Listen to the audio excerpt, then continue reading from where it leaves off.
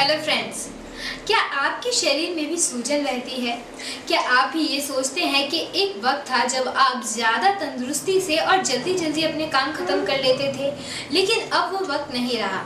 ज़रा सा काम करते ही आपको आलस आने लगता है, ज़रा सी सीढ़ियाँ चढ़ी नहीं कि आपकी सांस फूलने लगती है, शरीर में ऐंठन और काम करने में जकड़न आपकी प्रॉब्लम बनती जा रही है।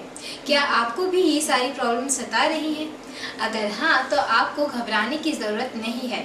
मैं आपकी दोस्त नायरा आपको बताऊंगी कि शरीर के अंदर सूजन किन कारणों की वजह से होती है।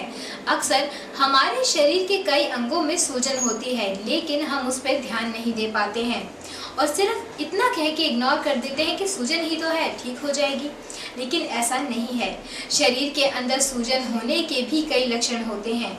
तो आइए जानते हैं कुछ ऐसे ही लक्षणों के बारे में विस्तार से। पॉइंट नंबर 1, खाने के प्रति आपकी नकारात्मक क्रिया।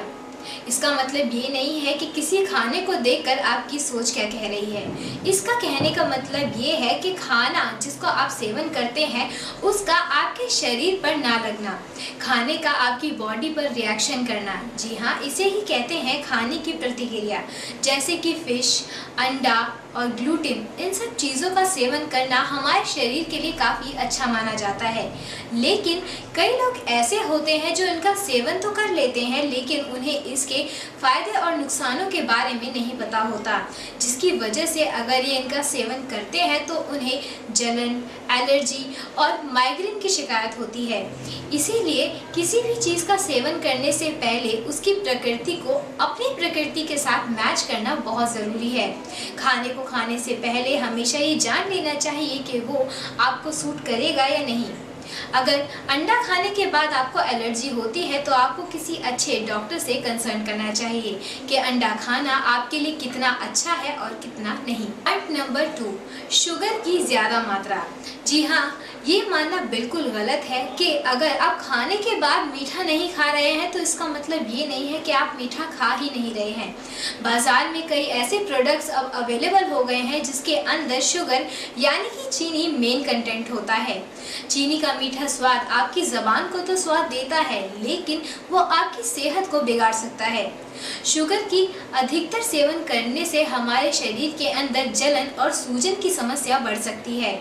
इसीलिए अगर आपके शरीर में सूजन है तो उसका एक कारण शुगर की ज़्यादा मात्रा भी हो सकता है। टिप नंबर 3 है कैंडिडा। कैंडिडा हमारे शरीर के अंदर दौड़ता हुआ एक यीस्ट है जो हमारे शरीर को थकावट महसूस कराता है। अगर कैंडिडा हमारे शरीर की मात्रा में ज़्यादा हो जाता है तो ये हमारे शरीर के अंदर जलन और सूजन पैदा कर देता है। और कैंडिडा की ज़्यादा मात्रा ज़्यादातर जलन या सूजन पैदा करने वाला अनियमित खाना खाने से, बर्थ कंट्रोल की रेगुलर पिल्स लेने से या फिर बहुत सालों पुराने इलाज की दवाइयों को चलाते रहने से ज़्यादा होता है। इसीलिए अगर आप भी कुछ ऐसा कर रहे हैं तो आपको डॉक्टर से परामर्श लेने की ज़रूरत है। पॉइंट नंबर 4 है कुपोषण का शिकार होना। अक्सर लोग वजन घटाते वक्त सबसे पहले अपना खाना कम कर देते हैं, बिना ये बात जाने कि उन्हें वजन कम करने के लिए किन तरीकों का उपयोग करने की ज़रूरत है। इसीलिए अगर आप वजन घटाना चाहते हैं तो खाने को कम करने से पहले अपने खाने के साथ कोई सब ऑर्डिनेट चीज़ें ज़रूर रखें, जैसे कि हरे पत्तेदार सब्जियां और प्रोटीन युक्त आहार, ताकि आपके बॉडी को कमज़ोरी महसूस ना हो और आप कुपोषण के शिकार होने से बच जाएं। पॉइंट नंबर 5 है अपने शरीर को समझें। जी हाँ, हम सबका शरीर अलग होता है, हम सबकी ज़रूरतें भी अलग होती हैं। इसीलिए किसी भी खाने को खाने से पहले थोड़ी देर के लिए बैठें और अपने शरीर की प्रकृति को समझने की कोशिश करें। किस चीज़ को खाने से आपको फ़ायदा मिलता है और किस चीज़ के सेवन से आपके शरीर पे एलर्जी, सूजन या फिर रेडनेस आती है, इस चीज़ पर ध्यान दें और उसी के अनुसार अपनी डाइट को चुनें। ये सारी चीज़ें आपको हेल्प करेंगी सूजन से निजात पाने के लिए। सो फ्रेंड्स, ये थे कुछ ऐसे तरीके जिनका इस्तेमाल करके आप अपने सूजन के लक्षणों को पहचान सकते हैं।